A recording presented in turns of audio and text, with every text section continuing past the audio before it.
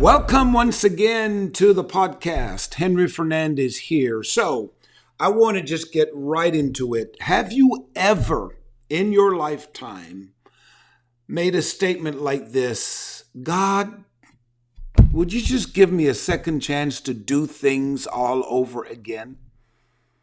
Perhaps you've never asked God that, but you have thought about it. That if you could go back and reclaim the times that you have spent making bad decisions, embracing things that was not beneficial to you, and the list goes on and on. I mean, we've all been there. And the question is a do-over possible? Is it really possible to do life all over again?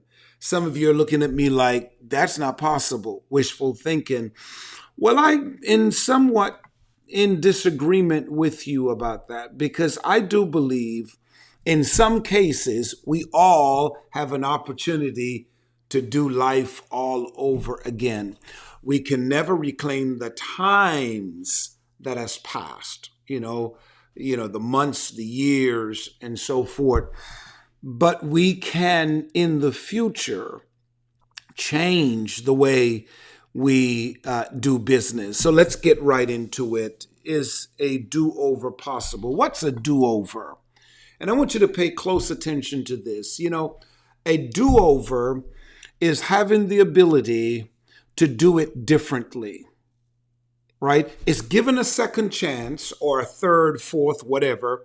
Is given another opportunity to do it over, not to repeat the same behavior, not to repeat the same decision or walk in the same mindset, but it's saying, okay, I got another shot at it, and I'm going to do things differently.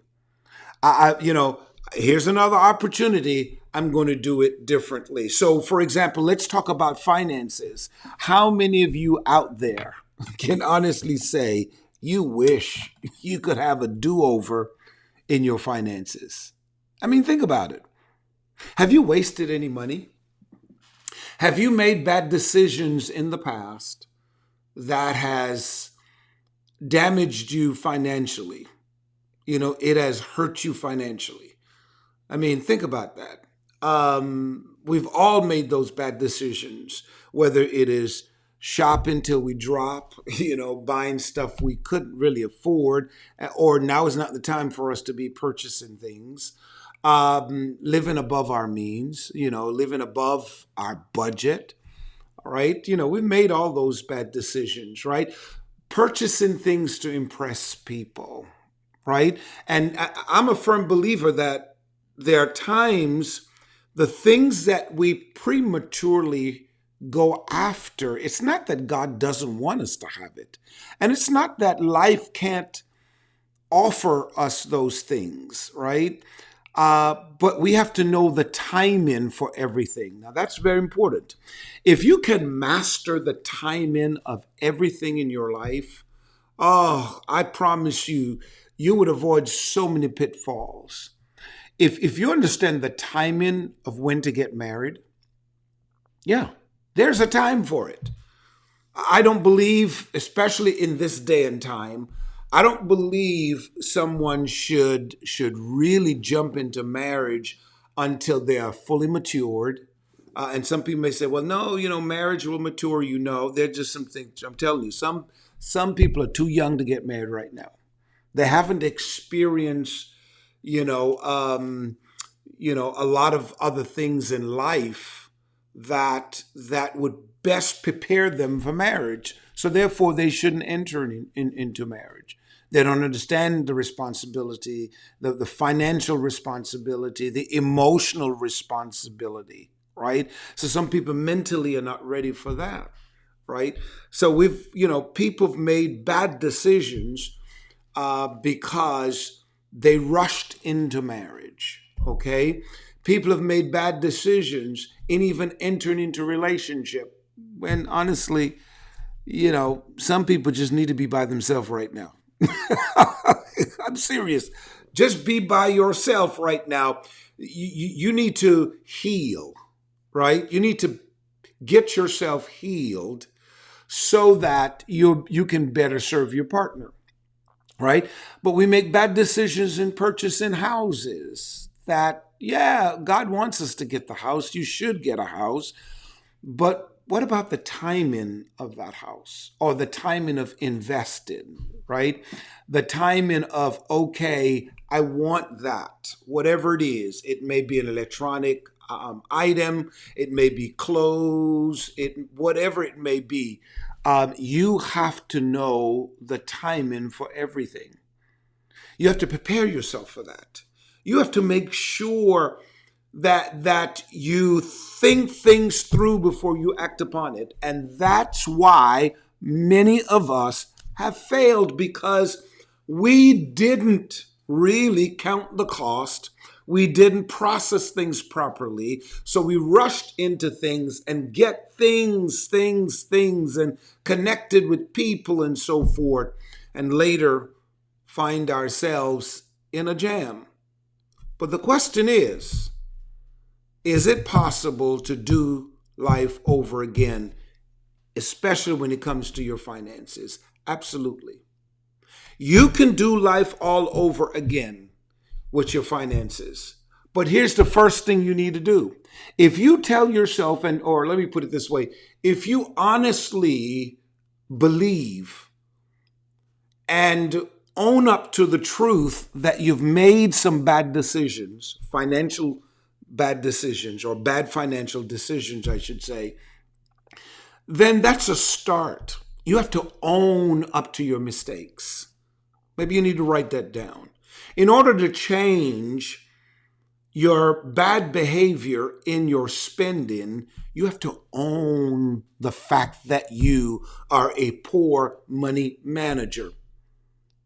Because you will never you will never conquer, I should say, what you won't confront. You have to confront it. You have to say to yourself, you know what? I'm bad at budgeting. I'm horrible at spending, right? So you got to tell yourself that. And the moment you tell yourself that, you open up yourself now to change. You open up yourself now for instructions. God will send someone or a source or something your path to help you get back upon your feet and repair, the damages that you have caused on your life. But if you don't own up to it, if you don't see the need, if you're listening to this and watching and you're thinking, oh, that's not my issue and I'm fine. And and it's very easy. It's so easy to find out if this podcast is for you today.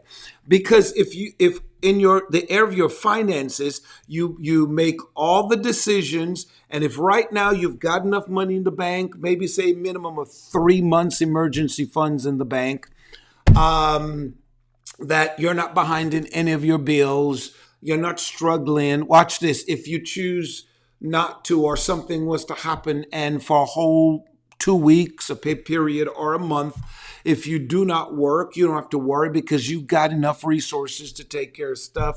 In other words, if you are financially secured, then really this part of the podcast doesn't relate to you and you don't have to do anything. But if you can't say that you are financially secured, then you have to make that decision now. You have to tell yourself right now, I need to change. And change is possible. I can do this all over again. So after you admitted that you are in a bad spot, you need help, the second thing that you need to do is to go after help. Go after the help. Find a way to get counseling in that area. Find a way to, help yourself to be disciplined in that area where you can manage your money better. All of us can have a do-over. I'm a living witness because I can be honest. There was a time in my life I was horrible with money. Especially when you didn't have much and then you come into a lot of it. All of a sudden now, it's like it drives you crazy. I had to get to a place where after I was literally broke, I had to say, no, I have to change, man. I have to change. And what caused me to change? And many of you, you're going to be like me. I've heard over and over, teachings or instructions and signs that the Lord would send my way to say, get your act together with your spending, Henry.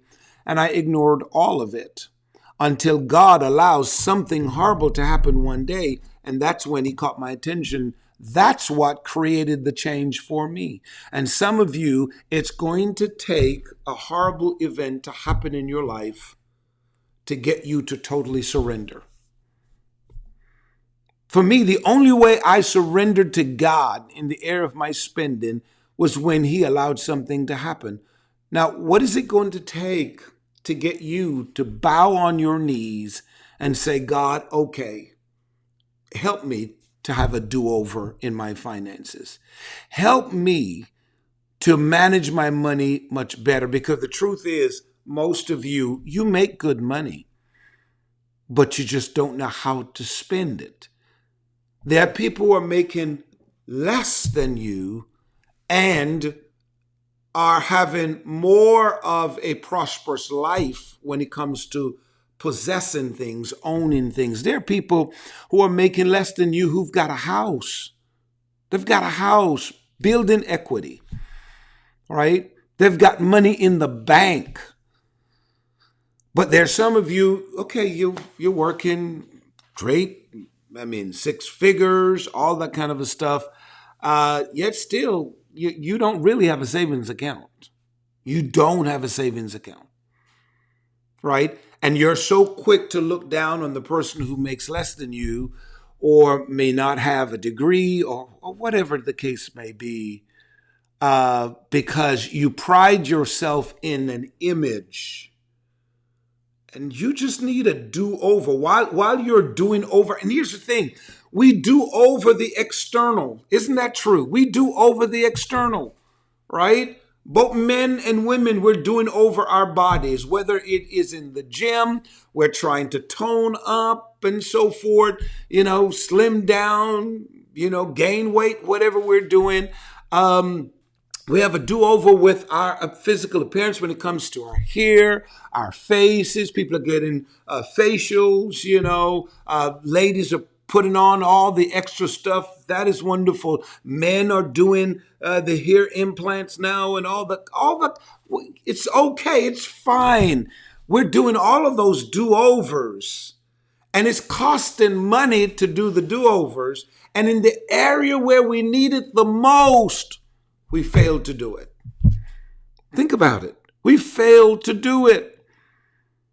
So I got to tell you that, wealthy people are teaching me something. There's several things I can tell you. And that's why it has helped me to have a do-over in my life. The way I think today, I can honestly say it is completely different from how I used to think 10, 20, definitely 30 years ago. When I was in my 20s, of course I thought a certain way. 30s. Now, I'm completely different. Wealthy people, I've noticed with them, majority of them, of course you've got a few crazy ones, but wealthy people, I guess it took a while. There are many of them who grew up poor, had little or nothing, come into great wealth. And it's like they're having a do-over. They don't do things to impress people. One of the things I find is that wealthy people don't buy expensive stuff, in a sense, to influence or to impress. That's the word. To impress the public. They don't. For wealthy people, you'll never know that they have a $300,000, $400,000 car unless you see them driving on the street. Most of the times you got to go to their house and look in their garage and you'll see, wow, they got all of this and so forth, right? Most of them, you don't see them do certain things, right? Because they keep those things private to themselves. Lets people be nosy in their business. Here's the point that I'm making. Um, when I watch them, they'll wear clothes, ordinary clothes. They may have an expensive watch, but how many times you see the watch on them? You look at Oprah Winfrey, you look at other people. When you look, yeah, our clothes may be expensive, but at the end of the day, you don't see where Oprah, you can say that dress that Oprah has on is $10,000, unless, she's going to the Grammy, Emmy, all that kind of stuff, but she's loaded. She keeps it simple. Tyler Perry is the same thing. And the list can go on and on. You've got Angelina, whatever, last name can't come to me now, with Brad Pitts and all those kind. When you look at them, they dress in a way that sometimes is just normal. And I'll prove my point to you. The other day I was in the gym. True story. I was in the gym the other day and I'm working out and I looked over and I looked at this gentleman and I'm like, he looks familiar. He looks familiar. He looks familiar. He looks familiar. I'm like, man, that. And I said, no, that can't be him. There's no way that could be him. It cannot be him because he is considered one of the richest men in the world, not just the United States, in the world. And I'm like, no, it can't be him. So I ignored it, say maybe it's a lookalike. And then the trainer that was with him, they were talking and so forth, and I heard him call the name Jeff. Jeff. I said, oh my God. That is the owner of Amazon. If you see the guy, he's an ordinary guy, just got his gym clothes on, nothing flashy, nothing fancy, ordinary people. Nobody was bothering him. The environment we're in, it's like nobody would bother anybody. And I'm like, because I'm thinking, this man is so loaded, but yet he doesn't have to do anything to prove to anybody that he's one of the wealthiest men in the entire world. Ordinary. What is he doing in my gym? Why would you should have a gym at your home, whatever. I'm telling you, you and I have to change the way we think about money, and that money was not given to us for us to spend it, watch this, to have self-gratification and also to impress the public. That's not the purpose for money. Because if that's what you do, you will spend the rest of your life trying to keep up with the Joneses, as you know the term.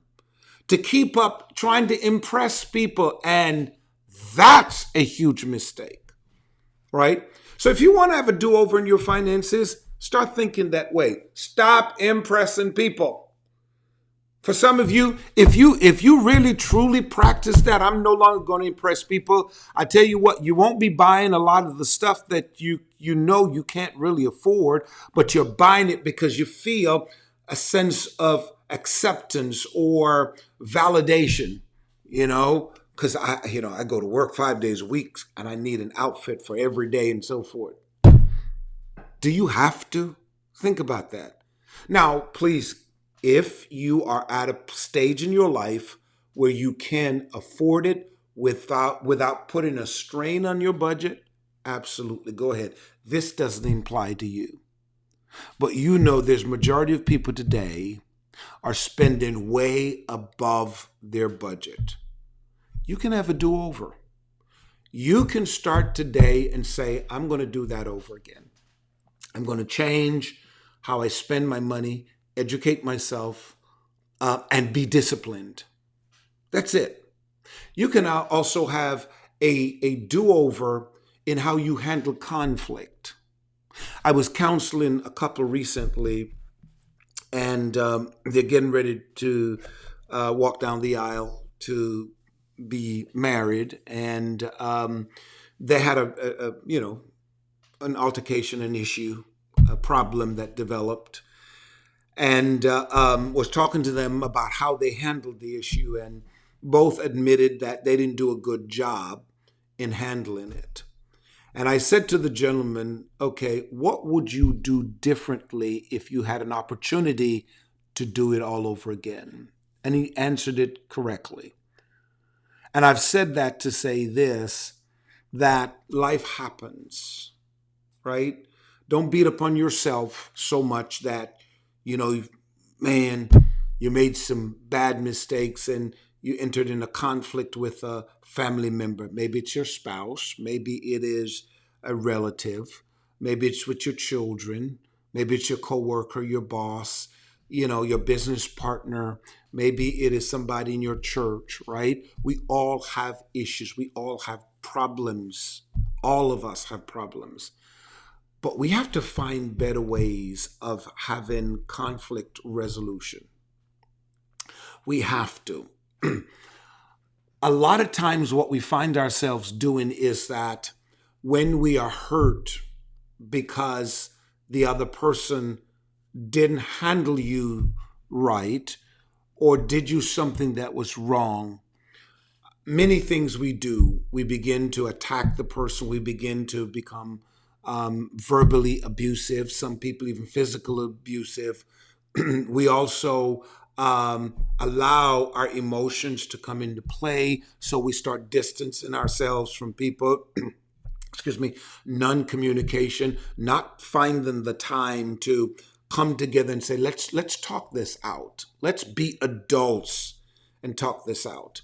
We disappear. We walk away from each other. It's at all levels, from marriage all the way down to friendship, right? We have to have a do-over in that. We have to have a do-over. You can't just disappear out of people's life like that.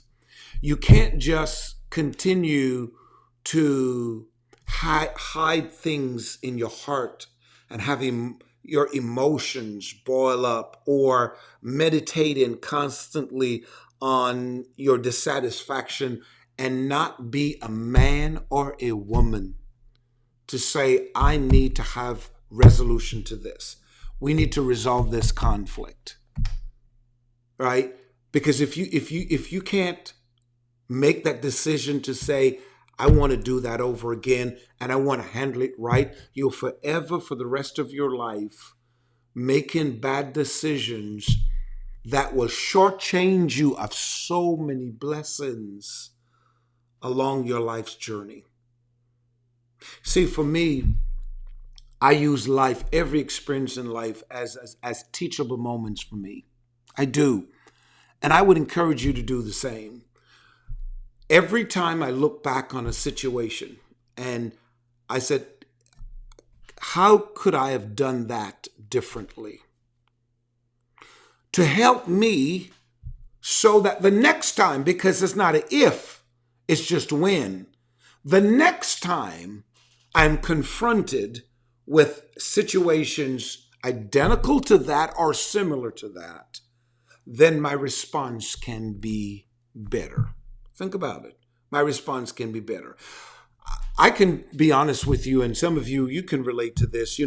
There was once a time in my life where, because I guess I have zero tolerance for, for nonsense. I have zero tolerance for stupidity, foolishness. I really do. I don't. Maybe because I'm so preoccupied with so many things, I don't have time to waste. And I find that I was very quick to respond to things. Like if you come to me and, time is precious to me and you're talking to me, you're trying to explain something, and something that you should just cut through the chase and get to the point in 5 minutes. And by 10 minutes, I cut you off. And I would just, and sometimes I would do it in a way where it just sounds maybe like I'm disrespecting the person or insensitive to the person, and that was not my intention. But then I realized that I was doing a couple of things incorrectly, if you will, and I was getting some really negative vibes from my actions. Thus, it forced me to change my behavior. That sometimes, Henry, okay, it takes a while for a person to really, it's not even for you. Remember, when someone is venting, please hear this. When someone is venting, they're venting from their perspective. They're the ones that are emotionally involved in it. So you have to find a way to become sympathetic and having a little bit of empathy to be able to connect with them, to give them some sense of resolution and advice and how to handle the situation. So, long story short, that has helped me to watch my ways. So I've had many do-overs where I says, no, let me listen. I know the right time to speak, how to say it. Don't let people think that they don't matter or their feelings don't matter. You can do that without letting go of your point, without letting go of what you believe. I'm not telling you to have people to change your convictions. I'm just saying find better ways for delivery. Sometimes it's not what you say, it's how it is said. That's very important, right? And many of us need to have a do-over on what's been said. Because your feelings doesn't change, because that's how you feel. The situation doesn't change. Come on now. The behavior is there, but you need to change how you respond. You need a do-over in how you react to negativity. How do you react to criticism? When someone criticizes you, what's your response? Is it in a negative way? Are you so defensive that how dare anybody attack you or question you to the point? No, you got to find a way to do all that over again so that in the future you can better handle your situation. Many of you've lost good relationships simply because you have a pattern. You have a pattern. I was talking to a woman the other day, and she admitted it. She said her mouth and her attitude cost her her marriage. And it takes a grown, mature, confident woman, even a man, because it goes both ways.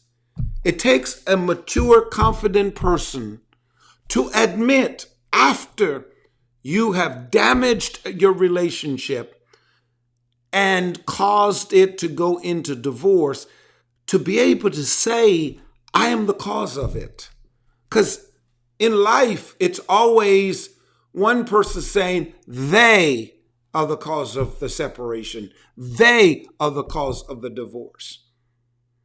But a person who really wants a do-over, who wants to do life all over again, given an opportunity at love once again, because let me tell you something, love ain't going nowhere. Your partner might have gone, your spouse might have gone, you might have divorced a person, but unless you're broken and wounded, because some people are so broken and wounded, I don't want nobody else in my life.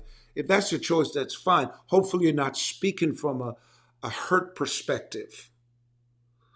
But as long as there's love, oh, you never know. Love have its way of sneaking up on you. It will sneak up on you. And all of a sudden you start like, I'm feeling some vibes over here. I'm feeling like, and so forth, right? It's called a do-over. How do you then, you've divorced, you've ended that, how are you going to handle the potential of this relationship? How are you going to handle that? Because you certainly can't handle it based on how you handled the first one. You can't. That's why you need a do-over, and a do-over is possible. Get with people who will counsel you with wise counseling.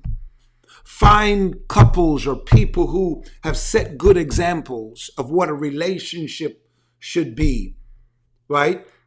I'm not talking about some people just showing off and making it look like their marriage is well and whatever and so forth. No, I'm saying finding someone that you know, because you will know, you're an intelligent person, you will know who can counsel you, read books that will contribute to where you want to go, to help you to understand a person, the life of that person, the personality of that person, how to better relate, how to better communicate with people. A do-over, that's, if I had time, I'll talk about a do-over in communication. Because we lack that. Communication is the key to everything. It is the key to business.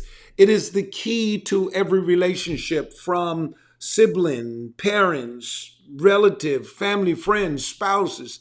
It's the key. If you don't know how to communicate, then you're going to sabotage good relationships, things that were meant to be a blessing in your life. And so many people don't know how to communicate effectively, because not everything you feel you are to speak.